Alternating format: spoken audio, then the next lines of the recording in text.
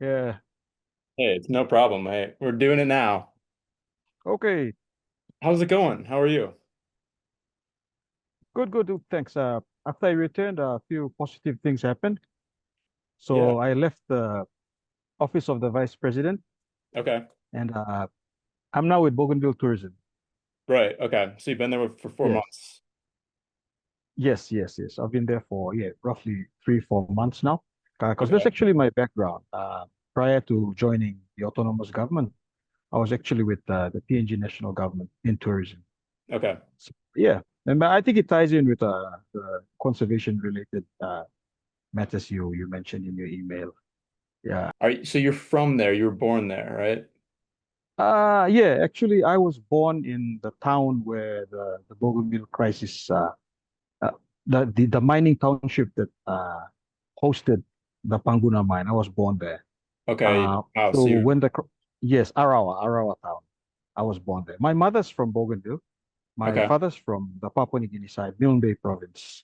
Okay. So when the crisis erupted, we had to leave Bougainville and go over to the Papua New Guinea mainland because my father, being from the mainland, uh, here they are a lighter complexion. They refer to them as a red skin. Okay. Okay. Yes, so we had to move because it was a war between Bougainvilleans, who are darker, and the red skin. Mhm. Yeah. So So I were you basically born all my before the education. conflict? Sorry, come again? Were you born before the conflict or during it? No, I was born before the conflict. Maybe I was born in 84, 1984, Okay. and the conflict started in 1989. Okay. So we're just kids. Yeah. Sure. And then it Yeah. lasted 10 years. It lasted 10 years, you may have read. Yeah. Yeah.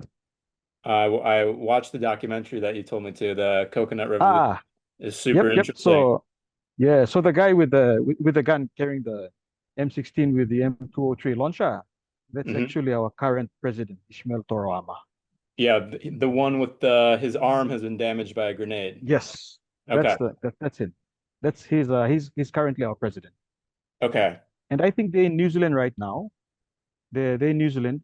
Uh, After the conflict, New Zealand sort of played the role of a mediator, Mm. came between the Papua New Guinea government and the Bougainvillean government to mediate. Australia Hmm. couldn't do that because the Australian government was complicit in the conflict. Australia Hmm. supplied the helicopter gunships, Hmm. provided training to PNGDF.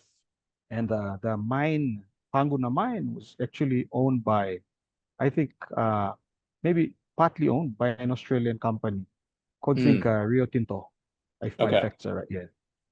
So New Zealand is actually playing the mediator role, and Okay. right now the vice president, president, and all the others are in this little town in New Zealand, just outside of Christchurch, having Mm. consultations for the Mm. independence. Yeah. So you have potentially 2 years before you're independent, or could it be longer? Could it be shorter? Yes. Well, JP, the 2 years before independence, 2027, that's what was set out in the Bougainville Peace Agreement. Hmm. The agreement that was signed to bring about peace, just to stop the guns. But I mean, that's the political the deadline. But Right. grants from the national government, because after the crisis, everything was frozen. Yeah, yeah. Oh, internet connection. Got it? Yeah. It's I think it's the weather. We actually below limestone cliffs. Oh, wow. So the mobile phone towers are above there. So sometimes we get cut off. Anyway, where Hey, was I? that's no problem. You left off talking about 2027 was the goal that was set out in 2019. The What is political goal, right? the political Okay. goal? So is it Papua New Guinea that is sort of maybe doing things to delay this Uh, independent? well, because the prime minister himself, I was in a JSB. That's the Joint Supervisory Body. Okay. It's a regular annual meeting between not really annual. They can call it up anytime between PNG and Bougainville. That's Mm, where the prime minister, the president, and senior ministers they occasionally meet to mm, discuss the way forward. So I was in one of the JSP meetings where the prime minister himself, James Marape, he said, "I will not be the person." Like he said, he doesn't want to be judged by history later on as the one responsible, being in charge when Papua New Guinea broke apart. mm, Because the PNG is afraid of a precedent where a province breaks away. mm. And if you look at Papua New Guinea itself, it's made up of say around 850 different cultural groupings. That's They say a unbelievable. thousand tribes. Yeah, it's Yeah, like so that's diverse that right. it's it, you cannot even imagine what's holding us together Mm. because yeah, there's just so many different yeah, you know. It's a place that was designed So by the British, right? Like it was created, yeah, the borders were drawn by the British government. So it's an arbitrary. exactly, it was on the west. On the west is West Papua. Mhm. The Dutch, the Dutch had that. It's Okay. now part of Indonesia. Okay, the spine of our half, you have the northern part, New Guinea, was Hmm. actually German, Hmm. and the southern part, Papua, was British Papua. So from the British, it went to the Australians, Right. and then after World War One, the Germans were kicked out from New Guinea, so the Australians got the whole Papua and New Guinea. And Hmm. somehow Bougainville, which is actually uh, culturally we are more closer to the Solomons. Okay. So the Solomon Islands. We're actually Sure. the largest island in the Solomons chain. We somehow got Mhm. lumped together with Papua New Guinea. So the need for us to break away, the sentiment has always been there since before independence. Mhm. Yeah. Do you think that part of the reason that Bougainville was associated with Papua New Guinea is because of the mine and because of the minerals on the island? Yes. Um, uh, yeah, students of history always say that when Papua New Guinea was moving towards independence, it naturally needed money. Hmm. It needed something to finance its economy. And the Panguna mine was there. So Yeah. when PNG was moving towards independence, Bougainville's political leaders also wanted independence. Hmm. But uh, the Australians decided to hold Bougainville back so that Bougainville's mine would bankroll PNG's independence. So Sure. Okay. they knew the importance of an economy, money. Sure. And Yep. the same thinking is now being used to frustrate Bougainville's journey. So we are Hmm. a lot of people in the autonomous government reckon that uh, efforts are being made intentionally to frustrate our ability to sustain ourselves. So Sure. we have issues with uh, tuna fisheries. Okay. Tuna fisheries. One of the main concerns that is always brought up at JSP meetings and meetings with the national government is the issue of Papua New Guinea receiving what's due to it. Sorry, Bougainville, because Hmm. tuna uh, brings close to a billion kina to the PNG government. That's licensing alone, tuna licensing of for catches. But Bougainville, I think Bougainville Waters provides up to 30% of that catch.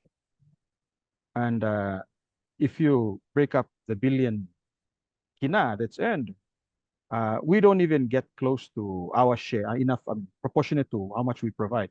In Sure. fact, ABG only receives 5 million, 5 million Mm. only. Okay. Yeah. So that's just one of those areas that, uh, as you said, um, there's probably some efforts in the background to frustrate our goals to be economically self-reliant. Hmm. and then it might in turn affect our political journey. Sure. The average person on the mainland of Papua New Guinea, do they, how do they feel about your independence beyond the government, the average person on the mainland? Mm. Yeah, for that one, JT, it's quite complicated because there are some people that don't want Bougainville to break away, Mm, and there are some because right now there's actually growing, uh, I'd say disenchantment or something, disagreement with how the country is being run from Waigani. Waigani is sort of like where the government is based. It's a mm. suburb of Port Moresby. Okay. So because of corruption and I think unequal distribution of the revenue that comes from our resources, there are only certain parts of the country that uh, get a large uh, proportion of that revenue that's earned. Because we are mainly our economy is mainly focused on um, primary industries, mineral resources. Hmm. So a lot of that stuff comes out from the ground, and the land Mm. belongs to the people. Yeah, it's we can't really tell. Some people don't want us to break away, and some people because of the dissatisfaction with what the government, national government is doing, they're saying, sure, Bougainville should leave, but then they too want to leave. So we have another province that's called Mm. Morobe province. Okay. Uh, Morobe province is where Amelia is of from Ley Mm. City. Okay. Eileen's province. So Okay. Morobe Gotcha. province is speaking. They're talking about gaining autonomy. Mm. New Island province. There's a couple. So Okay. the national government fears that when we break Wow. away, the others will. That makes sense. Okay. Because there's so many Yeah, different Papua New Guinea is so linguistically and culturally diverse. So once one group leaves, there's gonna be it might be the there's yeah, the there's reason. really nothing holding us together. Sure. Well, what is the Mm. thing holding you together? Is there anything at all besides being in this place in the ocean? Ah, yeah. I guess because we happen to be uh sort of lumped together, Yeah. and maybe it's our history because after independence, when we became Hmm. one nation, maybe that's the only thing holding us together. Hmm. Yeah, because even now, after like we'll be celebrating 50 years of independence come Mm. September. Uh, Even after 50 years, half a century, you speak to a Papua New Guinean, he will mention his tribal group. I'm from here. Yeah. Mm. For you, Sure. you see anyone overseas, you will say, or even in your own country, they say I'm an American. Hmm. But Yeah. maybe it's like the Texans, Sure. Yeah. I'm Texan. No, yeah. Exactly. There's a cultural identity that comes with your state. Absolutely. So what is your ancestral history and what language is your like main language, your family's language that you grew up with? Myself. Hmm. Okay. I am JT, I am that demographic that's sort of on the fence Okay. because And a mix, like an American. my father is from Papua New Guinea. My Okay. mother's from here. Right. I So, grew up in Papua New Guinea. All of my education, all my friends, everything hmm. is in Papua New Guinea. But our culturally, we are matrilineal, meaning that anything I inherit is has to come from my mother's side. Mm. So yeah, so we have matrilineal societies and we have patrilineal. So the land, this place that I'm staying right now, I'm building this land, that's my Yeah. land. Okay. It's my mother's land. So I'm inheriting it. Looks beautiful. Yeah, Looks very so I'm lush. very yeah. What So are you growing right now? Is that the ocean? yeah, that's the ocean, bro. Oh, Uh wow. That is that's the beautiful. Solomon Sea. That's, Looking towards the Solomon Island. Yep, wow. I'm on a cliffside. So yeah, Sounds I'm building my house here.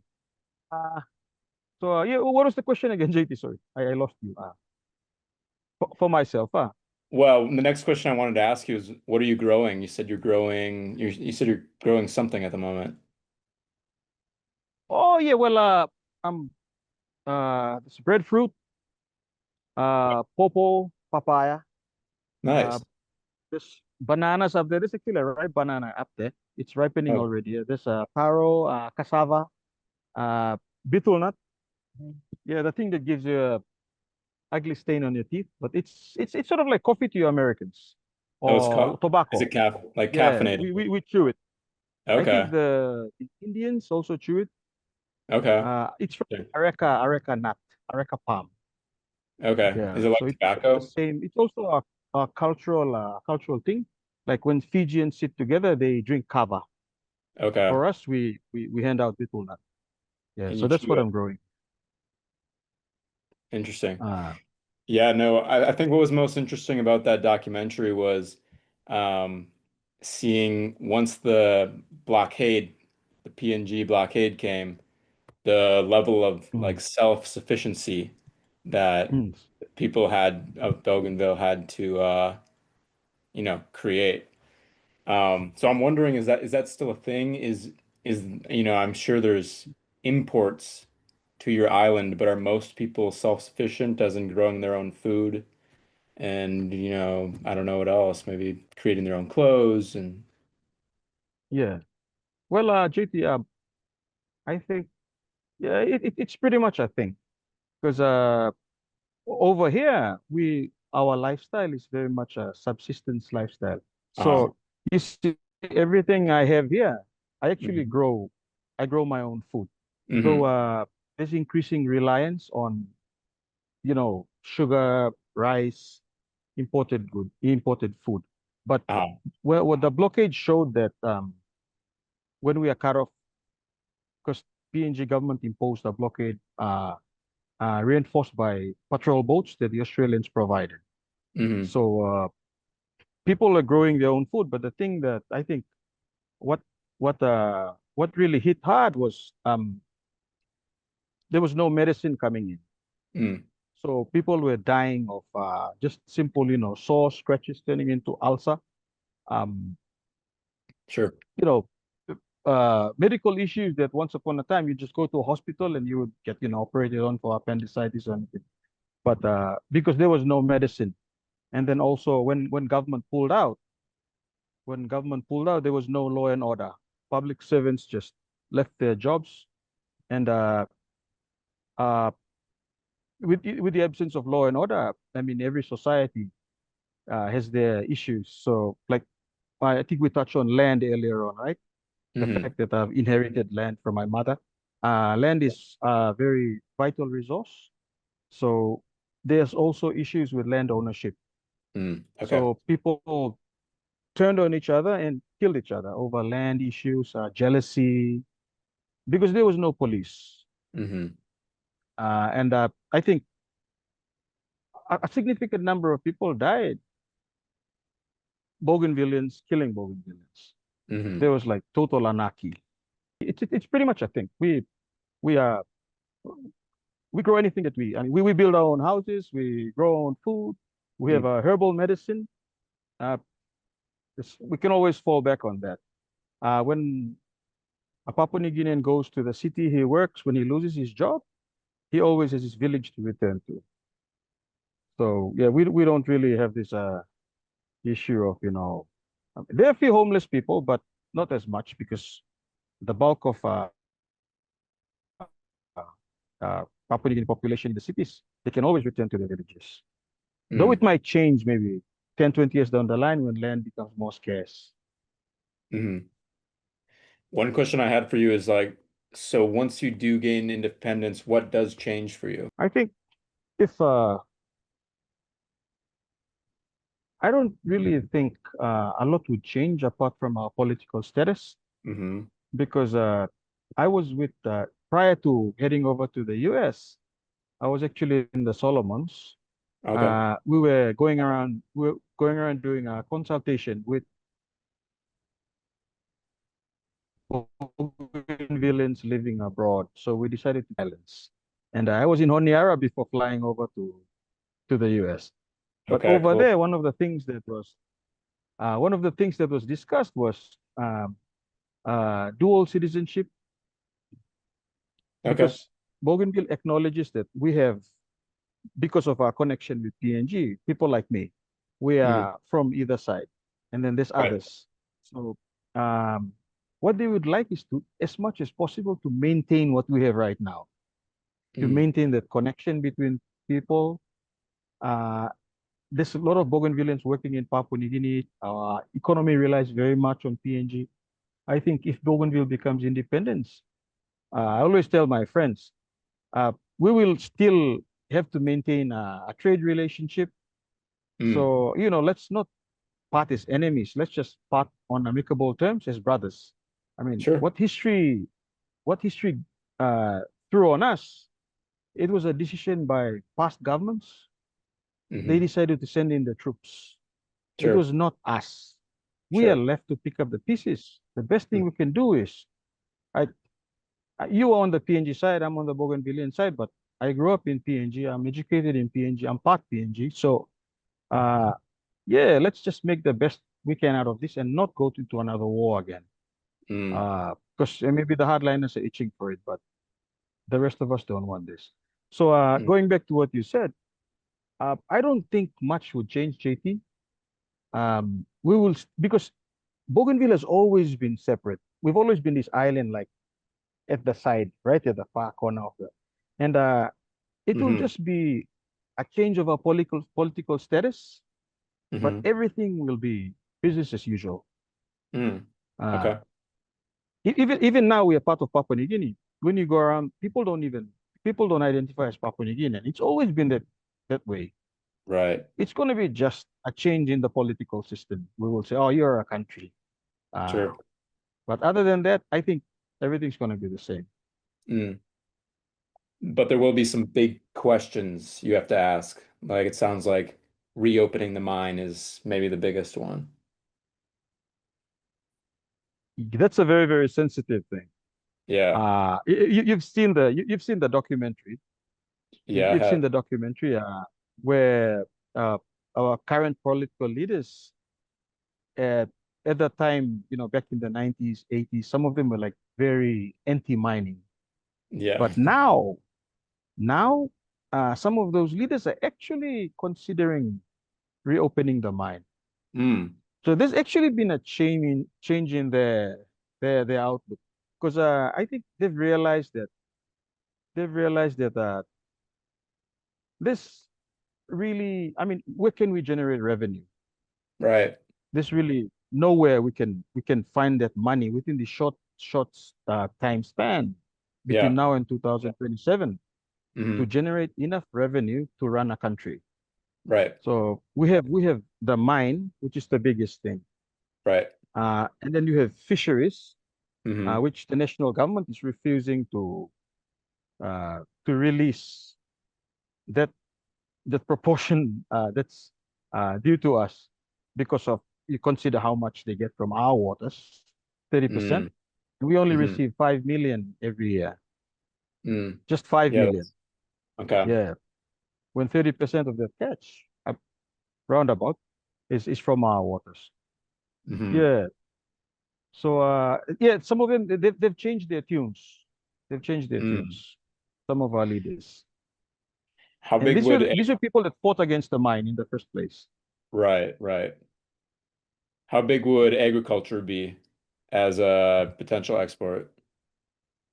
Well, currently, Bougainville is the largest supplier of cocoa, Cocoa? cacao, Okay. chocolate.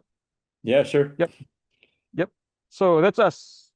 We are the largest Thank you. supplier of cocoa. And there's also copra. Copra is coconut. Okay. Coconut.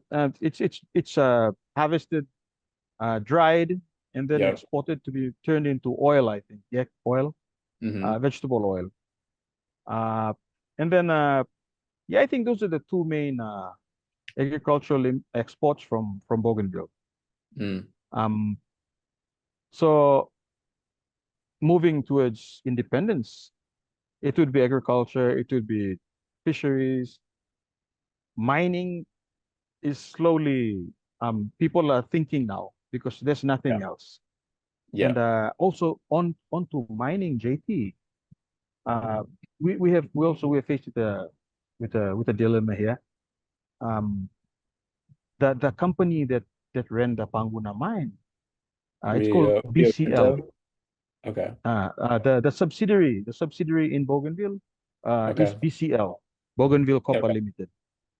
So Sure. so Okay. BCL wants to come back. BCL wants to come back, but most of the people that were, affected by the crisis, they're saying BCL brought the war to Bougainville. BCL didn't listen to us when we asked for compensation for damages. They laughed in our faces. That's the story. Sure. Uh, yeah. So, uh, but BCL wants to come back. And the thing is this, with 2 years before independence, BCL is, JT, BCL is the only one that can actually achieve something within the short time span. Mm. Yeah. But like I said, it's got history. BCL Uh, is it an Australian company? yeah, it's a subsidiary of the Australian company, Rio Tinto. Okay. British, Australian. Yeah. Okay. It operates in PNG's BCL. I know they have mines in America as well. Sounds like they have mines all over the world. Oh yeah. Yep. They're so powerful. I mean, they could actually bankroll a war. Well, I'm sure the debate is like, how do you open the mine without the environmental issues that happened before? Because I know the one of the biggest one was the river being contaminated. I assume that river was near where you grew up, right? Yeah, I've actually crossed that river. It's blue. Mm, It's yeah, copper. right, yeah. Uh yeah. You look down, it actually looks like a swimming pool. Like it's tiled blue or something, but it's actually but the thing is, it's funny. The locals kicked out, they fought against a Uh-huh. mining company for damages to the environment. But right now, the locals themselves are up there. I was there. I went to Panguna a couple of last year. Okay. Yeah. And the locals themselves actually digging up the place, doing alluvial mining with gold pans and all that. Yeah, Wow. like the gold rush is. Yeah. Like so yeah, DIY it's stuff. it's like Yeah. it's like the Wild West. So they're up there panning for gold, using mercury with their bare hands, pouring it Mm, in, separating, blah blah blah, dumping everything back into the river systems. mm, So I tell my friends from Panguna, from that area. So you kicked out a mining company with established, standards, how to look after, I mean, to take care of tailings and dispose of waste and all. And here you are penning, driving excavators down the old mine pit and then dumping mercury back in the waterway. So what did you achieve after all this? mm, So because the government really doesn't have much control with what's going on down there. mm, That's still very much uh, uh, I mean, people still have guns down. mm, Uh, so yeah, our police force here cannot really do much. Government cannot do much. mm. Yeah.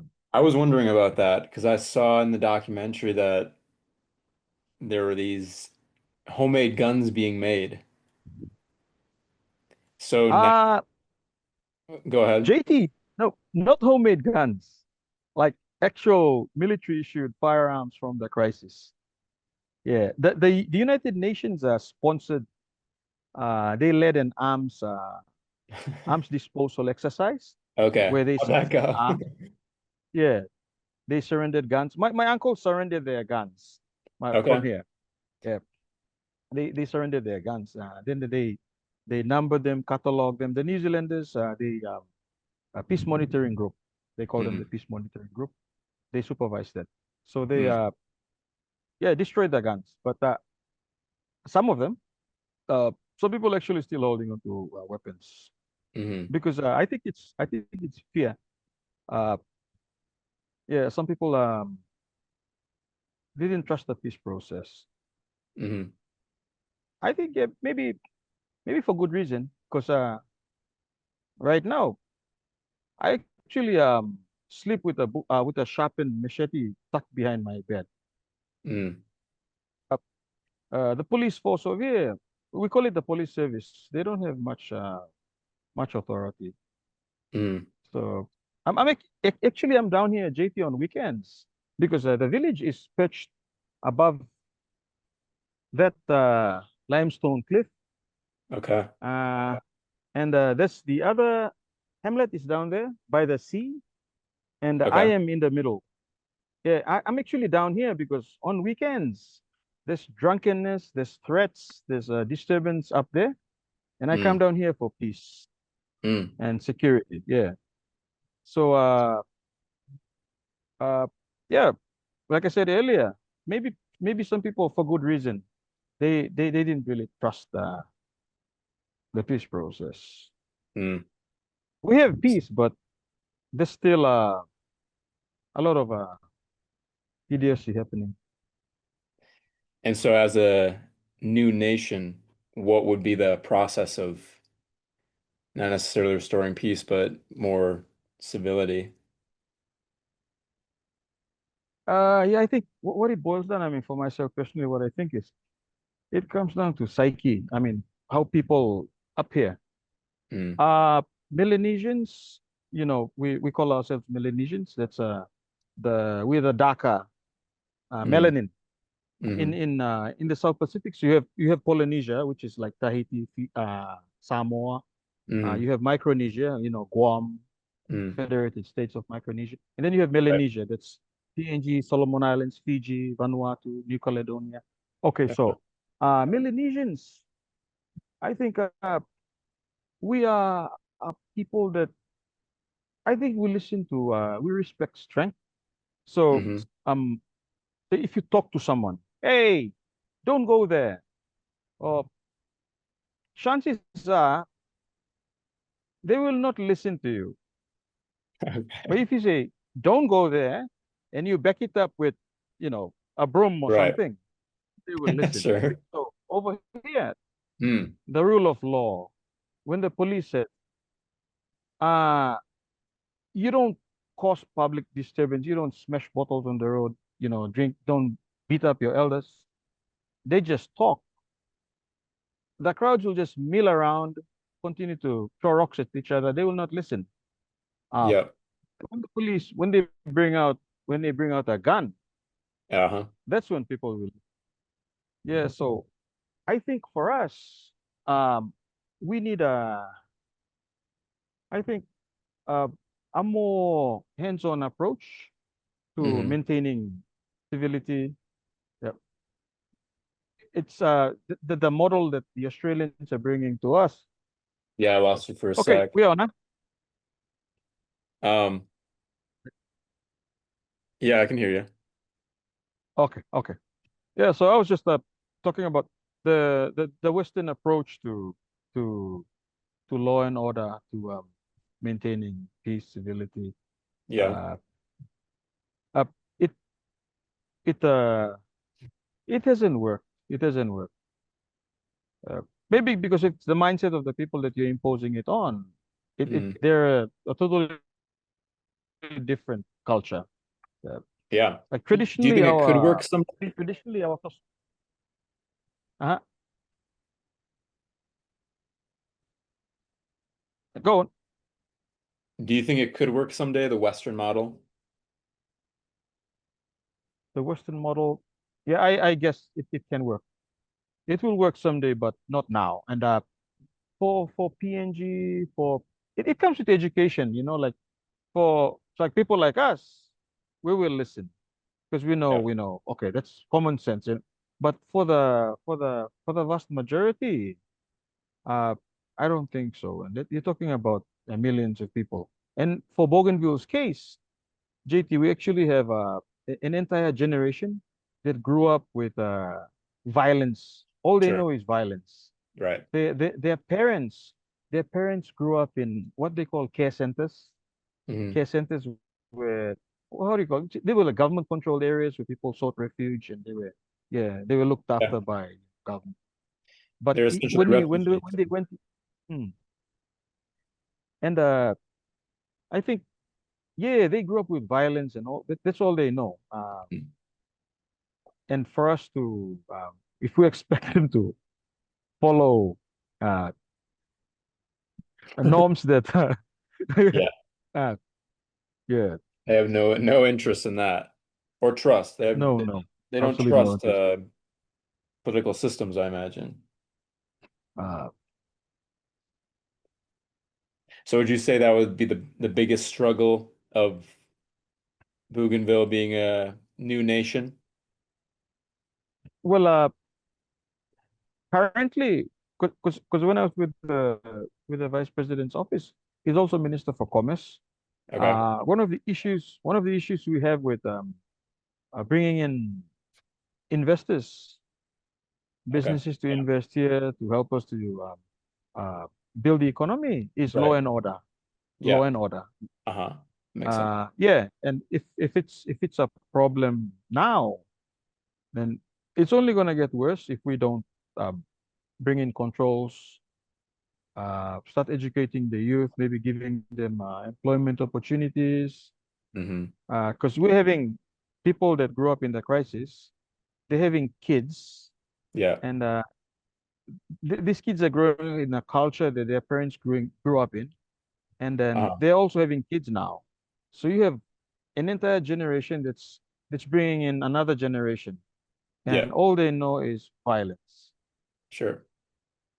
Mm. Are some of And the are some of the revolutionary figures like Francis Ona still celebrated in the community? well, the Francis Ona he died a few years back. Sure. Yeah. Um, some of them, like the president, like Sam Kawana, the guy that blew up the power pylons. Yeah, Yeah.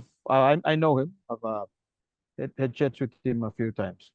Wow. Uh, What's he a like? few of them are they're still active. They're still active. Hmm. My boss, the vice president, he was also he was jailed. He was Hmm. jailed by the PNG government for Okay. his being involved as well. Yeah. They're still very much active.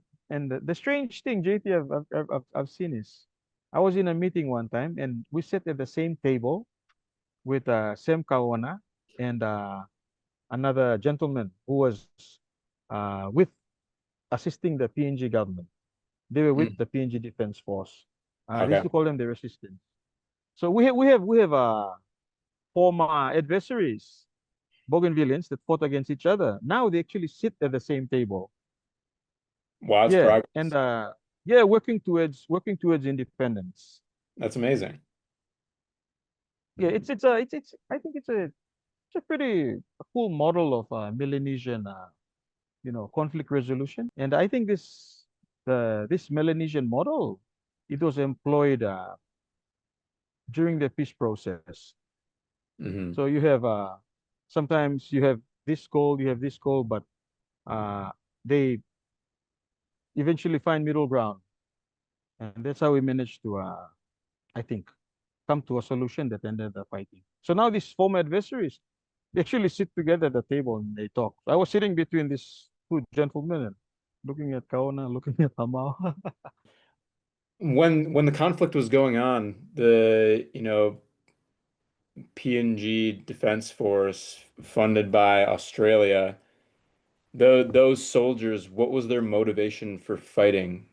Was it because they were essentially, from my perspective, being used by Australia and the mining company as pawns in this conflict?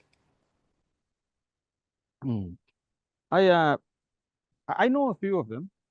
Some of these soldiers that came and fought against Bougainville. And Hmm. yeah, I've also spoken with a few of my relatives that my uncles that were here that fought against PNG. Uh, Sure. for the PNG side, I don't know. I can't speak for them, but I mean, basically, just like all soldiers, right? They were just simply ordering. I mean, following what their government was. Uh, yeah, just simply following orders. Sure. Because it's strange because a few of them actually uh ended up marrying Bougainvillean women.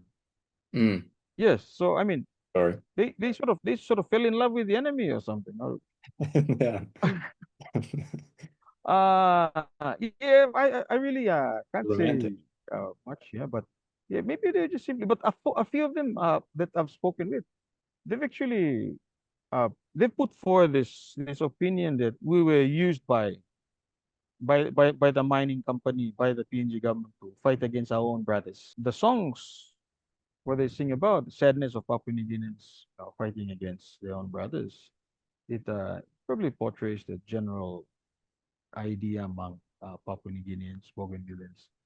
Mm, Yeah, like we're brothers and now we're fighting because of our mining hmm interests.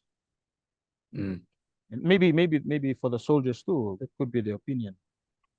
But they're thrown here and they see their comrades being gunned down and they take it out on the people. right. But later on, there's always regret.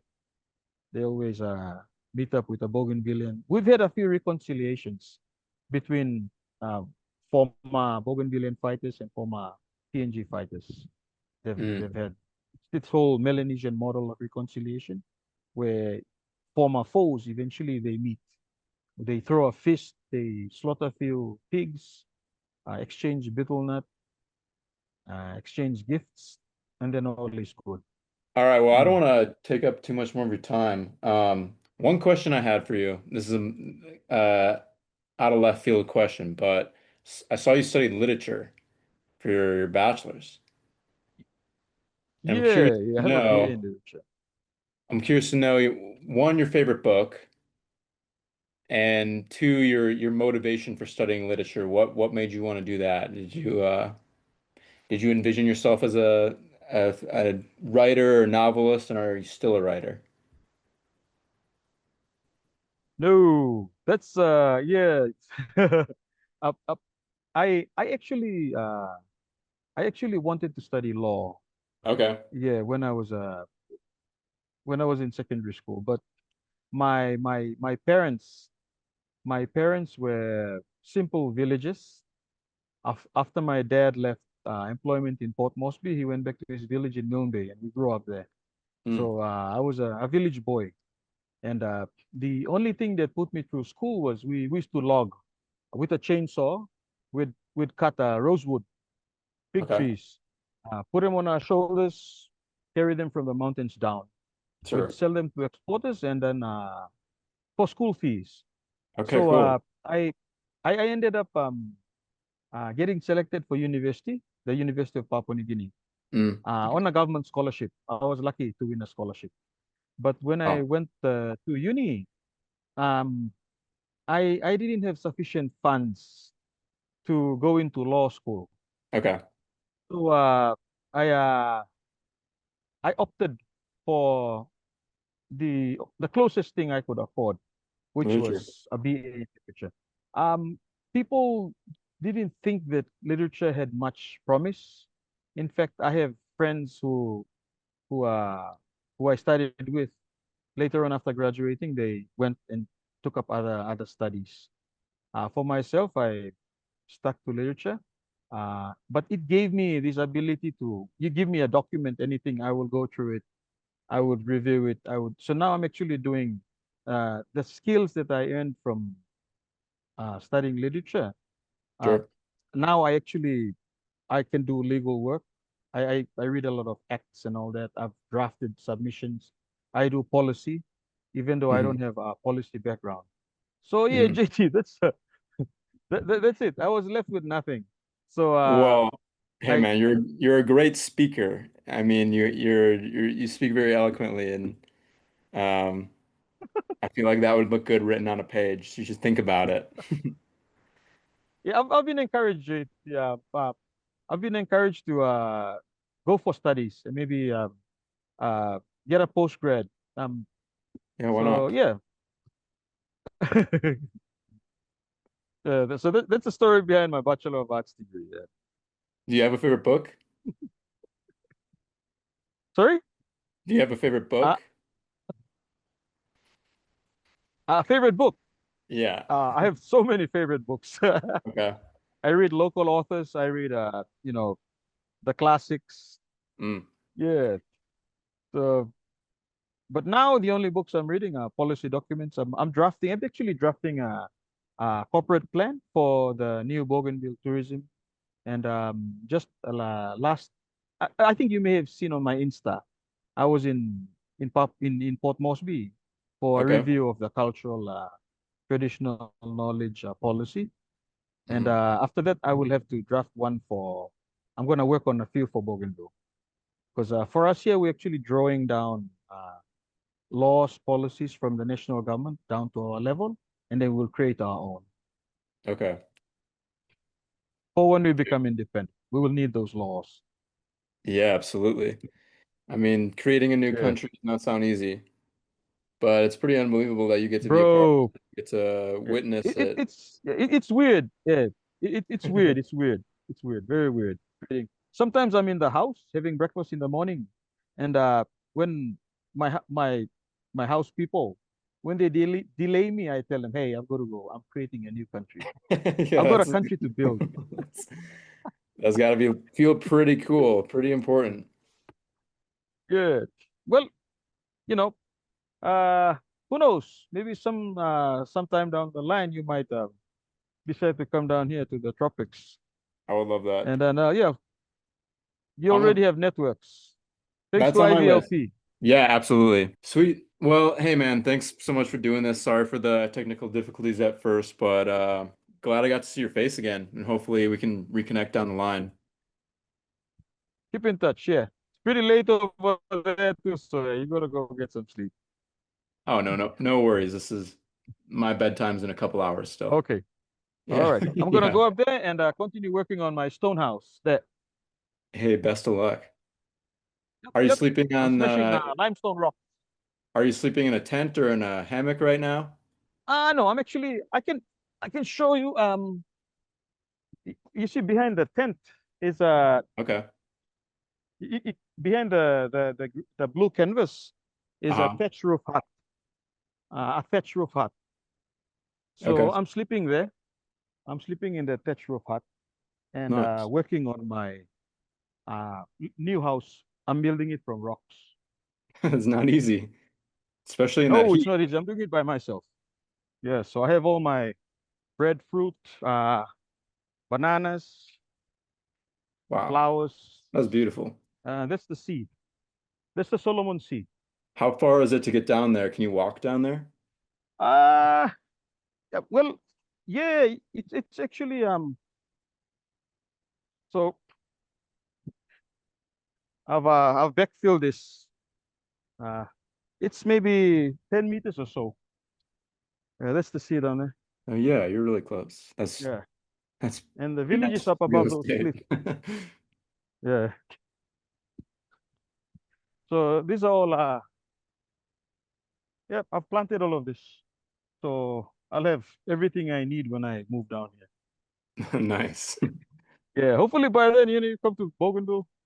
Uh, yeah. I Wait, mean, do you have like what for example, what are you gonna have for dinner tonight? Are you gonna uh, fresh. I'm thinking of fresh fish. so you're gonna go fishing? Nah, I'm busy working, so. But I've harvested some stuff from my garden, Okay, and I might I might cook them. nice. Bananas. I've harvested a few bananas. Yeah, breadfruit. This is breadfruit. I think the Hawaiians have lots of it. Okay. Breadfruit. So there's you see, there's a banana. It's right already, Mm. right there. There you go. Wow. Yeah, look at that. Ha. See, You got this a one's couple ripe. ripe It's ones. splitting. It's splitting. Okay. Yep, there's a couple. There's one inside the house already. So that's Nice. the rock wall I'm slowly building. That's the Okay. thatch roof hut up there. And Okay. everything, bags of cement and everything, I lower it from the cliff. Uh, Wow. Yeah, on a rope. That's a workout. On a rope. Good workouts, bro. Yeah, Good absolutely. workout. Yeah. All right. All right. So Well, that's it, JT. hey, send me some photos with when you complete your house. We'll do that. Oh, by the way, the thatch on the hut, it's taken from that palm over there. Okay, you cut that down. Can you see? It's the sago palm. So we climb up there, we remove the leaves, and then we weave them Okay, to make roof. Yeah. it's quite the task. Okay. That's amazing. I'm happy for you. Yeah, and I still very much we live very much the way our ancestors lived. Uh yeah. So we may have, modern stuff, eat rice and sugar, but uh whenever there's nothing else, we usually fall back. The good Yeah, thing is for the guys that grew up in the villages, we are taught these things. So it's just sure. like for us, our culture is actually in Melanesia. It's not something we just put on a show for tourists. We actually live it. We actually a Hmm. living culture. Yeah. So we can easily transition. I can come to the States, but when I come back to my village, I can actually live the way my my grandparents live. Yeah, Yeah. and it's pretty cool. Pretty cool there. Yeah. Okay. Well, last question. What was your impression of America? What did you think? JT, the most memorable trip I ever took. Mm. I like it's actually 1 year since returning, and I look at the back at the photos, and I miss those memories. Seriously. Oh yeah, it's an I amazing mean, trip. uh, it's just unfortunate that after, or maybe unfortunate, the timing was just right. I'm just happy that we were able to come to America before the elections. Absolutely. Yeah. Yeah, because I mean, I kind of uh the people that we met on our trip, they showed, I think, that side of America that everyone is like, this is America, right? Yeah. Friendly people, very, very, courtesy and all that. Yeah. And then now the America that we're seeing now is just something that I was like, I mean, I wouldn't go to the US if it was after the elections. I'd Sure. be afraid. I mean, like a black person like me walking on the streets, I'd be like, no, no, no, no. I'm a Mm. foreigner. I'm an alien. Mm. And yeah, but I mean, we met great people. We had great memories, and like I like reading, so all those places that we visited, I was like, hey, like I read about this. I'm gonna go and see this history. Yeah. Yeah, and I still maintain those connections. Lucky, on LinkedIn, Sure. those professional connections. Yeah, Yeah. Well, hey man, you're welcome back anytime. definitely, definitely. Oh, okay. JT, Where'd you go? I'll let you go now. All right. Hey man, Oh, thanks again. oh, connection was bad up there. It was Okay, great ba. to see you. We'll see ya. Cheers. Cheers. Okay. Peace. Okay. Yes, ba.